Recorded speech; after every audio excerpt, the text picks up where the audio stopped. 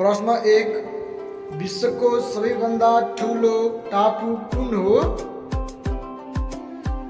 Option A Fiji, option B Greenland, option C Palawan, option D Bora Bora.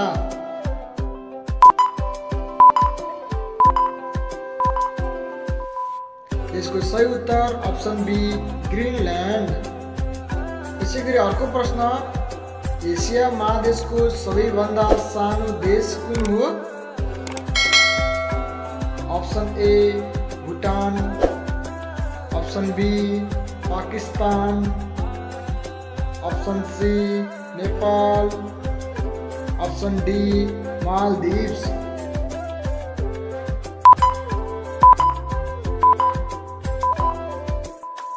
यसको सही उत्तर option D Maldives.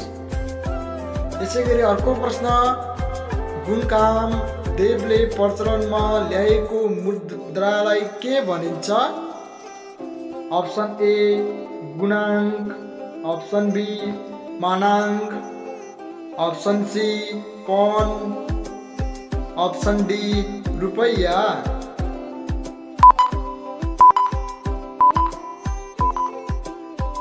यसको सही उत्तर ऑप्शन ए गुणाङ्क।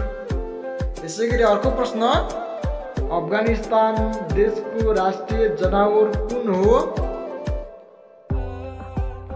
ऑप्शन ए बाघ, ऑप्शन बी गाय, ऑप्शन सी सिंह, ऑप्शन डी हिउँ चितुवा।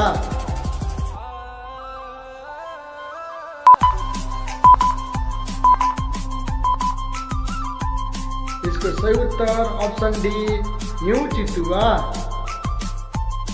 यसैगरी अर्को प्रश्न, सात कुण्डको जिल्ला भनेर कुन जिल्लालाई चिनिन्छ?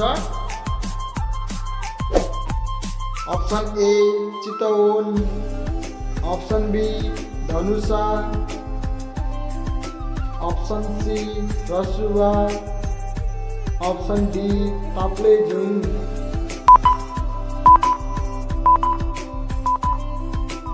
यसको सही उत्तर option C Rasuwa.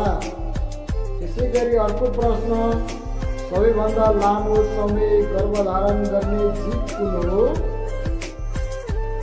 Option A भैँसी, ऑप्शन बी हात्ती, ऑप्शन सी सुँगुर, option D giraffe.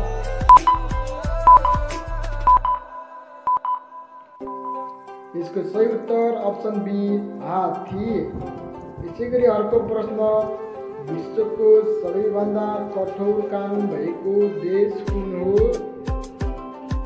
Option A Saudi Arab, option B Pakistan, option C Iran, option D उत्तर कोरिया।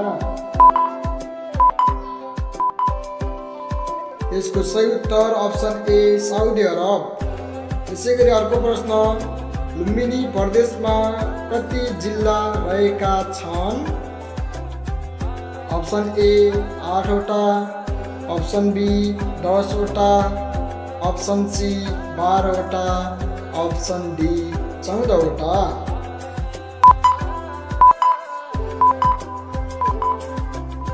यसको सही उत्तर ऑप्शन सी 12वटा।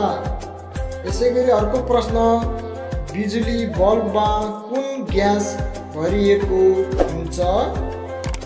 Option A carbon, option B helium, option C oxygen, option D nitrogen. यसको सही उत्तर option D nitrogen. यसैगरी अर्को प्रश्न, विक्रम सम्वत र ईवी सम्वतको बीचमा कति अन्तर छ? ऑप्शन ए 45 वर्ष, ऑप्शन बी 57 वर्ष, ऑप्शन सी 61 वर्ष, ऑप्शन डी 80 वर्ष।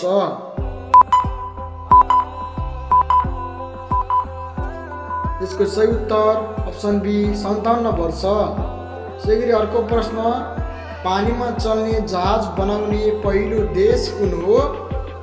साथीहरू यो आजको अन्तिम प्रश्न पनि हो। त्यसै गरी अप्सन ए चीन, option B Japan, option C बेलायत, अप्सन डी अमेरिका।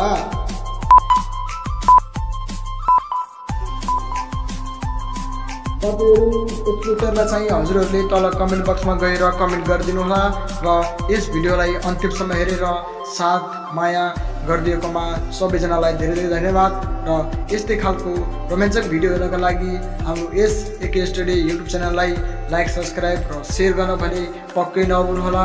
र आजको जस्तै गरिकन म भोलिको दिनमा पनि फेरि यस्तै खालका जिके सम्बन्धी रोमाञ्चक भिडियोहरू लिएर हजुरहरूको सामुन्नेमा प्रस्तुत हुने प्रतिज्ञा व्यक्त गर्दै आजको बसाइबाट बिदा हुन्छु। हस् त, धन्यवाद।